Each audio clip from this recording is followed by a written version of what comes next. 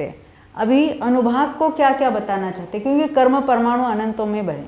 अभी एक कर्म परमाणु को एक वर्ग कहेंगे, क्योंकि हर एक में कोई ना कोई फलदान शक्ति है। जैसे हम पानी का टेम्परेचर नापते, कैसे डिग्री में नापेंगे, यानी उसका वो यूनिट है। हमको लेंथ गिननी है तो मिलीमीटर हमने स्मॉलेस्ट यूनिट बनाया, मान लेते हैं उसको, तो उसका वो यूनिट है, नापने का यूनिट हो गया। अगर हमको कोई अन्य चीज़ें नापनी है, वजन नापना है, तो मिनिमम मिलीग्राम कहेंगे उसको। तो हर एक चीज़ नापने का जो कोई यूनिट होता है, ऐसे ही कर्म की शक्ति नापने का जो यूनिट है उसको क्या कहेंगे, अविभाग प्रतिच्छेद। शक्ति के स्मॉलेस्ट अंश कहेंगे उसका, कि जिसका दूसरा विभाग नहीं करेंगे। स्मॉलेस्ट वो शक्ति का अंश है, उसको हम कहेंगे अविभाग प्रतिच्छेद। इसमें हम कर्मों की शक्ति नापेंगे।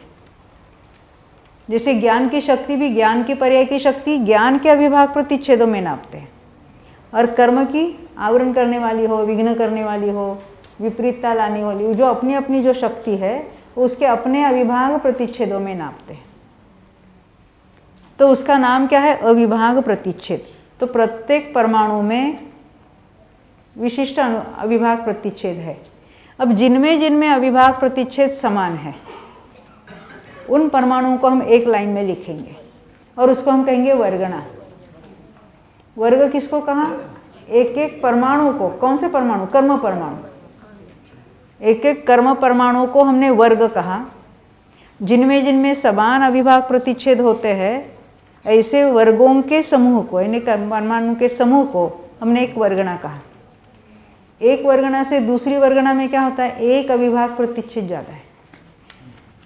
मिनिमम भी कितने हैं, तो अनंत है।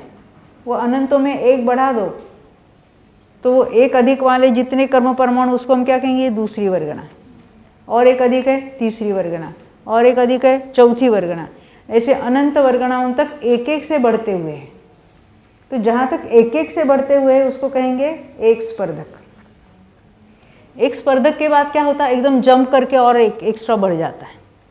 मान लेते हैं मिनिमम अनंत के बदले हम 100 मानते हैं, यानी 100, 101, 102, 103, 104, फिर जंप करके एकदम 200 हो जाएगा।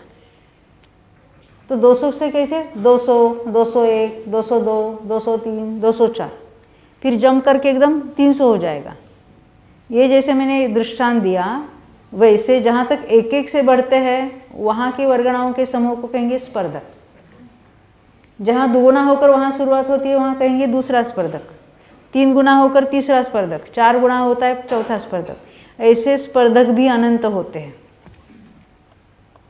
एक एक वर्गणा में भी परमाणु अनंत, ऐसे एक स्पर्धक में वर्गणा अनंत, और ऐसे स्पर्धक भी अनंत होते हैं। और प्रत्येक निषेक में इतने अनंत अनंत स्पर्धक होते हैं। यानी एक समय में बंधे हुए कर्म परमाणु का आप इमेजिन कर सकते कितने हो गए, अनंत अनंत। और ये प्रत्येक निषेक में जघन्य से लेकर उत्कृष्ट तक सभी स्पर्धक पड़े हैं। अब हम जरा